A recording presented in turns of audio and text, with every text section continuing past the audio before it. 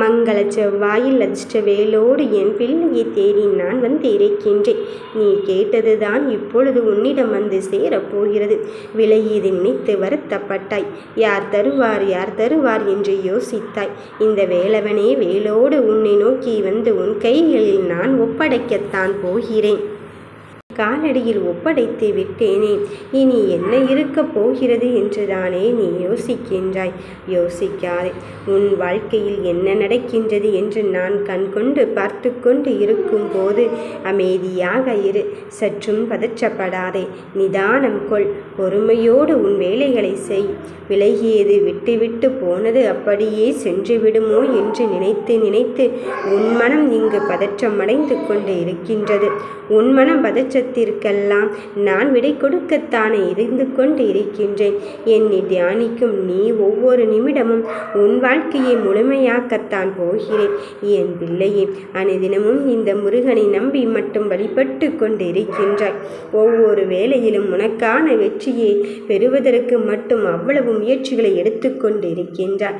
அத்தனை முயற்சிகளிலும் உனக்காக யாருமில்லை என்று முயற்சி செய்யும் போது யாரையும் எதிர்பார்த்து கொண்டு இருக்காதே. இந்த முருகன் எப்பொழுதும் உன்னோடு உனக்கானதை தருவான் என்பதை மட்டுமே நீ உணர்ந்து கொள். விலகியது அப்படியே விட்டுவிடுமோ என்ற நினைவினிலே நீ வாழ்ந்து கொண்டு இருக்கின்றாய். கைகளை இழந்து விட்டது போல் அல்லவா நம்பிக்கையும் இழந்து கொண்டு இருக்கின்றாய். இழக்காதே என் தங்க பிள்ளையே. நான் உன் வாழ்க்கைக்குள் எப்பொழுது வந்தேனோ அன்று முதலே உனக்கான ஒன்றை, உனக்கு தேவையான ஒன்றை தருவதற்கு, உன்னை விட்டு விலகியதை நீ கேட்ட வரத்தை அதிர்ஷ்டத்தோடு தருவதற்கு வந்து கொண்டு இருக்கும்போது நீ எதிர்பார்த்தது ஒன்று எதிர்பார்த்தது போலத்தான் நடக்கப் போகிறது. உன் மனதில் கலக்கம் கொள்ளாதே. உனக்குள் கவலை கொள்ளாதே. எவ்வளவு பெரிய விஷயமானாலும் சரி, நீ எந்த நேரத்தில் என்ன செய்ய வேண்டும் என்று உனக்கு நான் எழுதி அல்லவா இங்கு கொடுத்து கொண்டு இருக்கின்றேன். அதுவும் உனக்கு முன்னால் சென்று உன் தடைகளை எல்லாவற்றையும் அல்லவா நான் அகற்றி கொண்டு இருக்கின்றேன். அதன் பிறகும் எதற்காக என் தங்க பிள்ளையே நீ சற்றும் யோசிக்கின்றாய்? மற்றவர்கள் என்ன நினைத்து இங்கு என்ன நடக்கப் போகிறது, அவர்கள் என்ன நினைப்பார்களோ, இவர்கள் என்ன நினைப்பார்களோ என்று மற்றவர்களுக்காக உன் வாழ்க்கையை இழந்ததெல்லாம் போதும். உனக்காக யாருமே இங்கு ஒன்றும் செய்வது இல்லை என்பதுதானே நிதர்சனமான உண்மை. நீ எந்த ஒன்றிற்காக இங்கு இத்துணை காலம் காத்து கொண்டு இருந்தாயோ அந்த ஒன்றை நிரந்தரமாக்கவும் நிலையானத மகிழ்ச்சியாக மாற்றுவதற்கும் தான் இந்த ஐயன் முருகன் நான் வந்து கொண்டு இருக்கின்றேன்.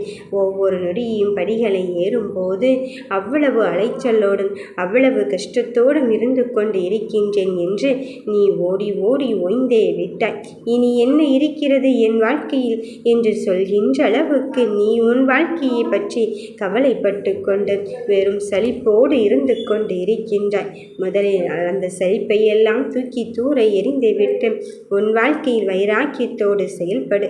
உனக்கான பாதையை தெளிவாக்கு. நீ எது வேண்டும் என்பதில் உறுதியாக கரம் பற்றி கொள்ள முயற்சிகளை கையில் எடுத்துக்கொள். அவர் என்ன சொன்னாலும் இவர் என்ன சொன்னாலும் அதை நம்பிக்கொண்டு இருக்காதே. யார் வேண்டுமானாலும் எதை வேண்டுமானாலும் இங்கு தந்து கொண்டு இருக்கலாம். ஏன் தங்க பிள்ளையே, உனக்கான வெற்றியின் பாதையில் நான் உன்னோடு இருந்து கொண்டு இருக்கும்போது இந்த மயில்வாகனன், இந்த சண்முகநாதன் உனக்காக வந்து கொண்டு இருக்கும்போது உன் தடைகள் எல்லாம் உன்னை விட்டு தானாகத்தான் அகலும். தீராத வினைகளை எல்லாம் தீர்த்து வைத்து உன்னை சுற்றி இருக்கும் அந்த மாய வலைகளை உடைத்தெறிந்து விட்டு உனக்கான பாதையை தெளிவாக்கிவிட்டு நீ எடுத்து வைக்கின்ற அடிக்கு நியாயத்தையும் நேர்மையும் கொடுத்து நீ இனி வாழ்வில் சிறக்கத்தான் போகிறாய். வாழ்வில் வளம் பெறத்தான் போகிறாய்.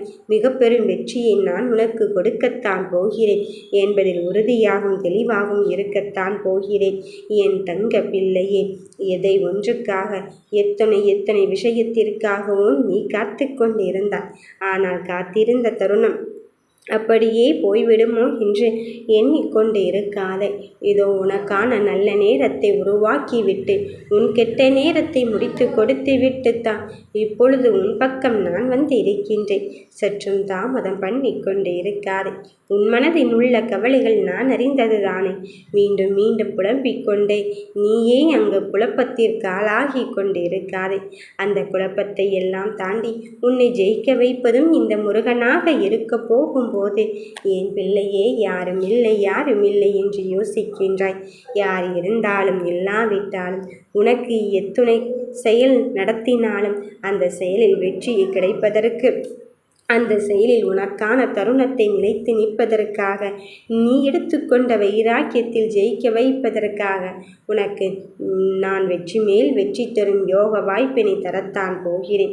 நீ நினைக்கின்ற வாழ்க்கை இப்பொழுது வந்து சேரத்தான் போகிறது. உனக்குள் உன்னை நீ யார் என்று நிரூபிப்பதற்குத்தான் இவ்வளவு போராட்டம் அடைந்து கொண்டு இருக்கின்றாய்.